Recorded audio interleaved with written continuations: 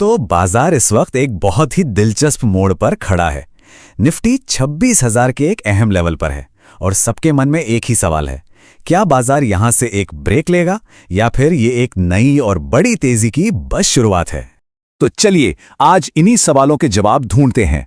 हम देखेंगे कि बाजार की मौजूदा हालत क्या है, एक्सपर्ट्स का आगे के लिए क्या मानना है, कुछ बहुत ही इंटरेस्टिंग इलेक्ट्रॉनिक स्टॉक्स पर गहराई से बात करेंगे, कुछ और अहम सवालों को भी देखेंगे और आखिर में एक सॉलिड इन्वेस्टमेंट स्ट्रैटेजी पर भी चर्चा करेंगे। तो सबसे पहले बात करते हैं बाजार के सबसे बड़े सवाल की। निफ्टी अपने ऑल टाइम हाई के बिल्कुल पास है, जो सिचुएशन को काफी रोमांचक लेकिन थोड़ा अनिश्चित भी बनाता है। तो यहां से आगे का रास्ता कैसा दिखता है? और यही वो सवाल है जो इस समय सबसे ज्यादा मायने रखता है। क्या ये लेवल एक छोटी सी रुकावट है या फिर यहां से एक नई रैली शुरू होने वाली है? क्या ये संभाल कर चलने का टाइम है या फिर हर गिरावट में खरीदने का एक सुनहरा मौका? जवाब के लिए चलिए एक एक्सपर्ट की राय जानते हैं। तो चलिए देखते हैं कि एक्सपर्ट्स का इस पर क्या कहना है।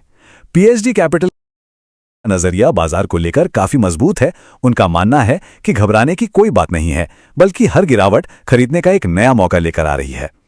और देखिए, ये सिर्फ एक पॉजिटिव सोच नहीं है, इसके पीछे एक ठोस टारगेट भी है। अनुमान है कि इसी साल के आखिर तक निफ्टी 30,500 के लेवल को भी छू सकता है। अगर इसे परसेंटेज में समझें तो इसका मतलब है कि अभी के लेवल से भी निफ्टी में करीब करीब 15 से 17% की बढ़त देखने को मिल सकती है। ये इन्वेस्टर्स के लिए एक काफी बड़ा संभावित रिटर्न है। और सुनिए, कहानी सिर्फ निफ्टी पर ही खत्म नहीं होती। बैंकिंग सेक्टर का भविष्य भी काफी मजबूत लग रहा है और बैंक निफ्टी के लिए तो बहुत जल्द 62,000 का शॉर्ट टर्म टारगेट भी देखा जा रहा है। अब आते हैं हमारे तीसरे हिस्से पर और बात करते हैं कुछ खास स्टॉक्स की। शुरुआत करते हैं इलेक्ट्रॉनिक्स मैन्युफैक्चरिंग सर्विसेज यानी ईएमएस सेक्टर से, जो आजकल इन्वेस्टर्स के बीच काफी हॉट टॉपिक बना हुआ है। इस सेक्टर में सबसे पहला नाम आता है डिक्सन टेक का। अब सवाल यह है कि हाल में इतनी तेजी दिखाने के बाद क्या इसमें अभी भी निवेश का मौका बचा है? एक्सपर्ट्स का मानना है कि यहां रिस्क और रिवॉर्ड का जो रेशियो है वो काफी आकर्षक है। और देखिए, एक्सपर्ट के शब्द तो सब कुछ साफ कर देते हैं। खोने के लिए ज्यादा कुछ है नहीं।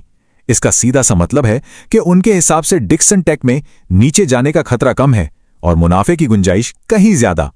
तो जरा आंकड़ों पर नजर डालते हैं। रिस्क कितना है? सिर्फ 700 रुपए प्रति शेयर का, क्योंकि 11,000 रुपए का एक स्ट्रिक्ट स्टॉप लॉस सुझाया गया है। लेकिन रिवॉर्ड वो है लगभग 6,300 रुपए की संभावित बढ़त, क्योंकि टारगेट 18,000 रुपए का है ना शानदार रिस्क रिवॉर्ड रेशियो। चलिए अब अगले स्टॉक पर चलते हैं, सिग्मा एसजीएस।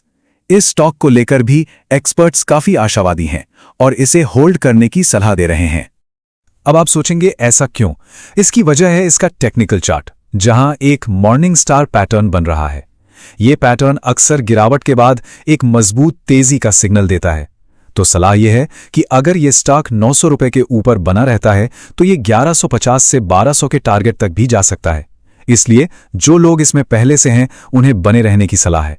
लेकिन रुकिए, इसी सेक्टर में एक और स्टॉक है, केन्स टेक्नोलॉजी। पर यहां कहानी थोड़ी अलग है। यहां इन्वेस्टर्स के लिए एक चेतावनी भी है। तो केन्स टेक्नोलॉजी में अभी निवेश करना थोड़ा रिस्की माना जा रहा है। एक्सपर्ट की सलाह यह है कि इससे निकलकर डिक्सन टेक जैसे बेहतर मौकों पर ध्यान देना ज्यादा समझदारी होगी, क्योंकि केन्स में रिकवरी का रास्ता अभी तक साफ नहीं दिख रहा है। चलिए अब आते हैं चौथे सेक्शन पर और कुछ और स्टॉक्स को देखते हैं जिनके बारे में बहुत सवाल पूछे जाते हैं। भारती हेक्साकॉम और जीएमडीसी। भारती हेक्साकॉम के लिए जो स्ट्रैटेजी है वो एक बार में सारा पैसा लगाने की नहीं, बल्कि एक चरणबद्ध यानी स्टैगर्ड तरीके से, मतलब टुकड़ों में खरीदने की है। तो करना क्या है? स्ट्रैटेजी बहुत सिंपल है।